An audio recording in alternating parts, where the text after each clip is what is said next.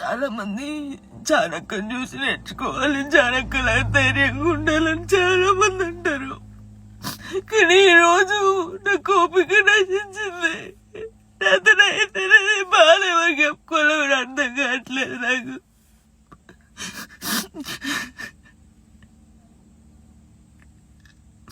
అసలు నా వల్ల మీకు ఏమైనా హాని జరిగిందా, ఏమైనా నష్టం వచ్చిందా? జానులే నా కొంచెం మంచి కూడా ఉంది కదా, మంచి పెట్టచ్చు కదా. అన్నయ్యతో మాట్లాడినా, అక్కతో మాట్లాడినా, చెల్లెతో మాట్లాడినా, ఎందుకు నాకు ఇద్దరు నవ్వినా నేను కూర్చున్నా అసలు. అయ్యో నరకం అనిపిస్తుంది నాకు.